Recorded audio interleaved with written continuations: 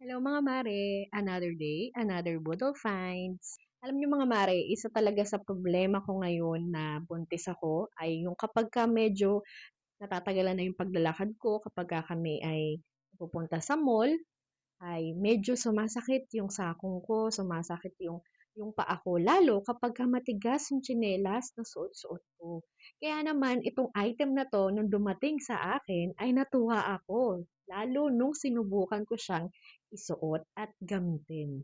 Ito nga pala yung gusto ko i-share sa inyo mga mare. Kagagamit ko lang sa kanya kanina. Kaya naman masasabi ko talaga na very satisfied tong suotin.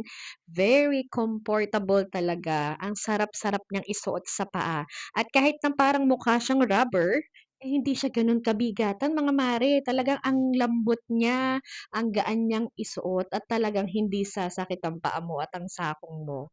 Tingnan niyo naman mga mare yung pagkalambot nung tsinelas na ito. Yung lambot na hindi ka iiskamin dahil masakit din pala sa paa, kundi yung lambot nito talaga namang ang sarap isuot sa paa. Tingnan niyo mga mi, oh, ganyan siya. Kahit rubber siya, hindi siya mabigat sa paa at talaga namang ang sarap-sarap niyang isuot. So, nasi-share ko siya sa inyo mga mi kasi nasubukan ko na siya kanina. And alam niyo ba, favorite ko na siyang gamitin, lalo ngayong buntis ako. Talagang naghahanap ako ng tsinelas na malambot, magaan at masarap isuot sa paa. At isa ito sa natagpuan ko.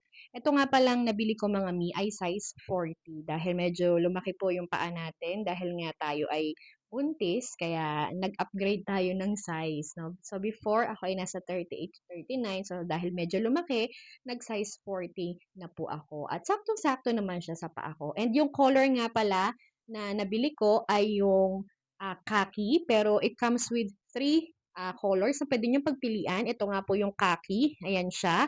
And meron silang apricot at sa picture na nakikita ko base dun sa mga reviews na magaganda yung feedback nila ay medyo may pagka-puti yung datingan niya, no? Yun yung apricot. And then, isang black. So, kayo na lang ang bahalang mamili kung ano yung gusto nyong color. So, ayan mga mare, kung naghahanap kayo ng komportableng tsinelas o sandals na pwedeng-pwede nyo isuot, lalo sa mga okasyon or kaya sa mga casual lang naman na pupuntahan nyo, pwedeng-pwede to mga mi. Gusto niyo subukan? Gusto niyo malaman kung totoo talaga yung sinasabi ko? Well, i-add nyo na to sa inyong cart or bilhin nyo na. Ilalagay ko sa comment section or kaya sa yellow basket yung link nito para mapatunayan nyo din sa sarili nyo na ay totoo nga talaga masarap sa paa at komportableng isuot. Yun lang mga mi. Maraming salamat! So, ayan mga mare, sinubukan nating isuot sa ating paa para makita natin kung ano yung itsura niya kapag suot-suot natin. So, ayan siya. Pagpasensyahan nyo na mga mare, ang binti ng mare nyong buntis na medyo malaki at talaga namang malaki siya. Ayan. So, ganyan ang itsura niya kapag suot-suot nyo, ano? So, pwede-pwede siya kahit naka-shorts ka, naka-pants, or naka-dress. So, mura lang yan mga mi. Check out nyo na!